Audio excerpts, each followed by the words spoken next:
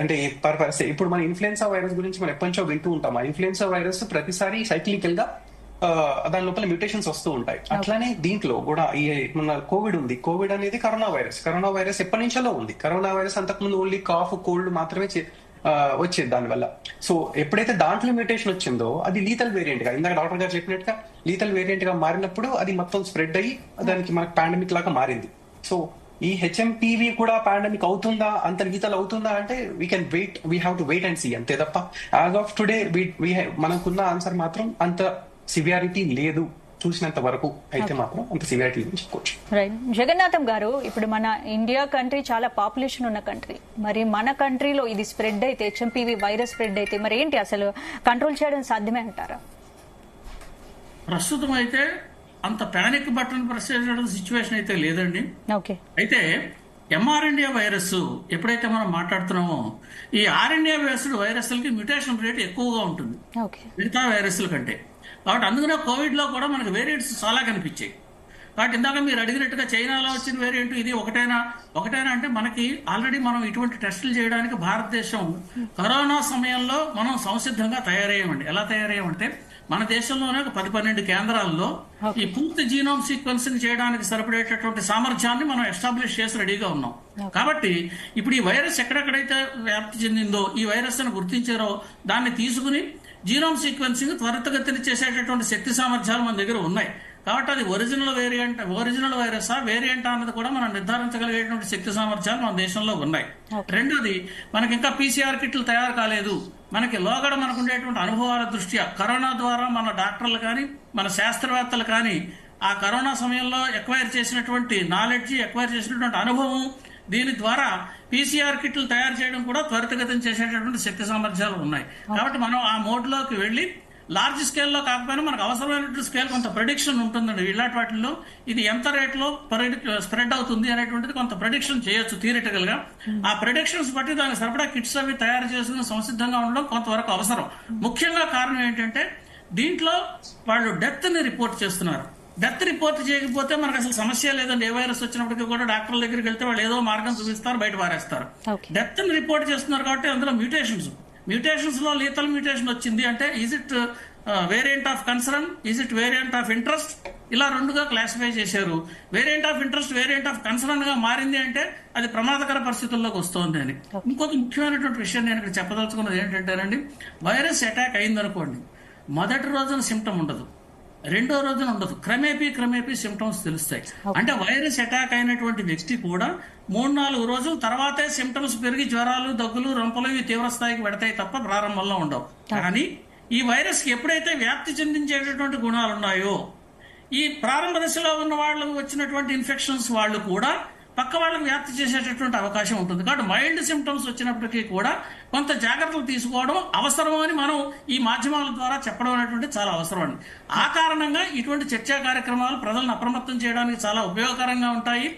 అలా డాక్టర్లు చెప్పేటటువంటి సూచనలు, సలహాలు దీని మూలంగా ఏ రకమైనటువంటి జాగ్రత్తలు తీసుకోవడం తిరగడానికి కూడా చాలా ఉపకారిగా ఉంటాయి. కాబట్టి ఈ విషయం జాగ్రత్తలు తీసుకోండి అని చెప్పడానికి స్పష్టంగా ప్యానిక్ అవ్వండి. జగన్నాథం గారు, ఇప్పుడు ఆల్రెడీ కేసులు మనం చైనాలో వస్తున్నాయని అనుకునే లోపే 4 కేసులు ఎంటర్ అయిపోయాయి, 4 కేసులు నమోదయ్యాయి భారత్ లో. మరి ఏంటి ఇలాంటి ఇప్పుడున్న సిచ్యువేషన్ లో ప్రభుత్వాలు ఎలాంటి జాగ్రత్తలు తీసుకోవాల్సిన అవసరం ఉందంటారు? అంటే మనం అనుకున్నది ఏంటనమాట, చైనాలో వస్తోంది, చైనాలో ఉంది అనుకునే లోపే మన దగ్గరికి ఒక వారం తర్వాత వచ్చింది కూడా. లాస్ట్ టైం కూడా మనం గుర్తిస్తే చైనాలో డిసెంబర్ నెలలో వచ్చినటువంటి వైరస్ మన దేశంలోకి వచ్చేప్పటికి జనవరి, ఫిబ్రవరి మాసాలకి దానికి సరైనటువంటి తీవ్ర రూపం దాల్చింది. అంటే మనకి వాళ్ళకి కొంత సమయం, ఒక నెలాళ్ళు 15 రోజులు సమయం ఉంటుంది. అది మనకి బార్డర్. అక్కడి నుంచి రాకపోకలు ఉంటాయి, ఈ రవాణా ఉంటుంది, వస్తు రవాణా ఉంటుంది, ప్రజల రవాణా ఉంటుంది, విమానాలు ఉంటాయి, ఓడలు ఉంటాయి. కాబట్టి వీటన్నిటి ద్వారా వచ్చేటటువంటి వ్యక్తులు ముందర అక్కడే స్క్రీన్ చేయాలి. ఇంత మునుపు ఏ రకంగా అయితే చేశారో ఆ రకమైన స్క్రీనింగ్ చేస్తూ ఉండడము. ప్రభుత్వం కూడా ముఖ్యంగా శ్వాసకోశ సంబంధమైనటువంటి సమస్యలు తలెత్తేటువంటి అవకాశం ఎక్కువగా ఉంది. కాబట్టి కొన్ని చోట్ల ఇంతకు మునుపు ఆక్సిజన్ సిలిండర్స్ కోసం ఏ రకంగా అయితే మనం తయారుగా చేసి ఉండిచ్చామో దాన్ని కొంచెం మెకానిజం కాస్త అప్రమత్తం చేసుకుని మరిన్ని ఆక్సిజన్ సిలిండర్స్, దీనికి సంబంధించినటువంటి స్పెషల్ వార్డ్స్ ముందుగా కనుక కొంచెం ప్రివెంటివ్ గా పెట్టుకుంటే సడన్ గా ఎక్కడైనా కేసులు ఇంత 3-4 రోజుల క్రితం వచ్చిన వేళ కనిపిస్తాయి. అటువంటి కేసులు ఆసుపత్రికి వచ్చే సమయానికి కనుక పెరిగే సంఖ్యగా వచ్చినప్పుడు మనం దీన్ని సరైనటువంటి అప్రమత్తంగా ఉండడానికి అవకాశంగా ఉంటుందనేటువంటిది నా భావన. ఆ ప్రికాషన్స్ తీసుకుంటే మంచిది. రైట్. రైట్. నవోదయ్ గారు, ఇప్పుడు గతంలో కరోనా వైరస్ 2019 జాన్లోనే ఎంటర్ అయింది, ఇప్పుడు కూడా వైరస్ జాన్లోనే ఎంటర్ అయింది, అంటే ఏమైనా సంబంధం ఉందంటారా? దీన్ని ఎలా చూడొచ్చు? మీరు ఏదైతే వైరస్ డిటెక్ట్ అయిందో అని చెప్తున్నారో బెంగళూరులో, పిల్లల ఏజ్ చూసుకుంటే చాలా చిన్న పిల్లలు, వీళ్ళకి ట్రావెల్ హిస్టరీ లేదు. సో ఈ వైరస్ చైనాకెళ్ళి వచ్చింది అనేది కాదు, అది ఆల్రెడీ సర్క్యులేషన్లో ఉంది. మనం ఇక్కడ గమనించాల్సింది ఏంటి అంటే, ఇంతకుముందు సార్ చెప్పినట్టుగా వైరస్ ఒక మనిషి నుంచి ఇంకో మనిషికి ట్రాన్స్ఫర్ అయ్యే క్రమంలో దానిలో వచ్చే మ్యుటేషన్ గనక తీవ్ర పరిణామాలు తీసుకొచ్చే విధంగా వైరస్ ని తయారు చేస్తేనే అది ఇబ్బందికరం. ఇప్పుడు మనకున్న నాలెడ్జ్ వరకు వైరస్ ఏదైతే మెటానిమో వైరస్ అని అంటున్నామో వాటి యొక్క తీవ్రత కేవలం ఇమ్యూనిటీ తక్కువ ఉన్న వాళ్ళకి హాస్పిటలైజేషన్ వరకే తీసుకొస్తుంది.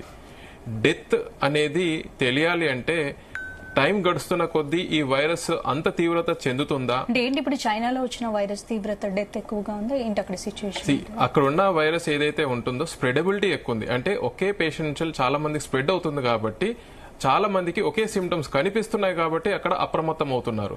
అదే విధంగా ఈ వైరస్ ఆల్రెడీ సర్క్యులేషన్ ఉంది కాబట్టి సీజనల్ రూపంలో ఈ వైరస్ ఎక్కువ మందికి స్ప్రెడ్ అవుతే మనం ఒకేసారి చాలా మంది పేషెంట్స్ ఓపీడీకి వాకిన్ చేస్తారు కాబట్టి చూస్తున్నాం. కాకపోతే అది క్రమక్రమంగా మ్యుటేషన్ చెంది ఒకవేళ సివియర్ మ్యుటేషన్ గా పరిణామం చెందితే అప్పుడు సివియారిటీ వస్తుంది. ఇది టైం గడిస్తేనే తెలుస్తుంది దాని యొక్క తీవ్రత.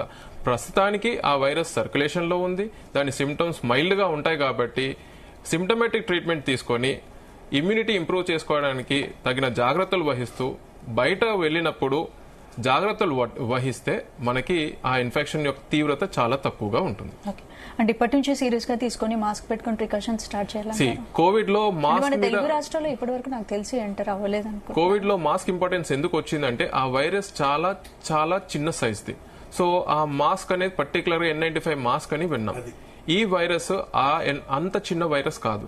సో నార్మల్ మాస్క్ పెట్టుకొని హ్యాండ్ హైజీన్, ఇప్పటికీ మనకి తెలిసిన డూస్ అండ్ డోంట్స్ ఏవైతే ఆల్రెడీ కోవిడ్ కి పాటిస్తున్నామో అలాంటివి చేస్తే సిమ్టమ్స్ రావు, వైరస్ యొక్క ఇన్ఫెక్షన్ బారిన పడకుండా కూడా ఉంటాం. ఎవరైతే దీన్ని అశ్రద్ధ చేసి బార్డర్ క్రాస్ చేస్తారో ఇన్ఫెక్షన్ వచ్చేస్తుంది. రైట్. వరుణ్ రాజ్ గారు, ఇప్పుడు కరోనా వైరస్ కి HMPVకి ఏమైనా పోలికలు ఉన్నాయంటారు? దగ్గర సంబంధం పోలికలు ఉంటాయి. ప్రతి వైరస్ కి if you take the virology, వాటి క్లాసిఫికేషన్స్ లో ఒక మైన్యూట్ పాయింట్స్ తోటి చాలా చేంజెస్ ఉంటాయి. ఈవెన్ ద మ్యూటేషన్, ఇంతకుముందు మీకు చెప్పినట్టుగా ఒక మ్యాథమెటికల్ కాంబినేషన్స్ లో ఈ మ్యూటేషన్స్ జరుగుతూ ఉంటాయి అనమాట, డిఫరెంట్ కాంబినేషన్స్ లో. సో ఇది సార్ చెప్పినట్టుగా it is a little bigger virus. అంటే వైరస్ లో కూడా చాలా సైజెస్ ఉంటాయి, స్మాలెస్ట్ ఉంటాయి అండ్ లార్జెస్ట్ కూడా ఉంటాయి. అంటే లార్జెస్ట్ వైరస్ వల్ల ఏమైనా ఎఫెక్ట్ ఎక్కువగా ఉండే ఛాన్స్? ఎఫెక్ట్ ఏ వైరస్ అయినా కూడా మన బాడీలో ఒకటే ఇమ్యూనిటీ ని రియాక్షన్ ఇస్తుంది అనమాట. సో మన ఇమ్యూనిటీ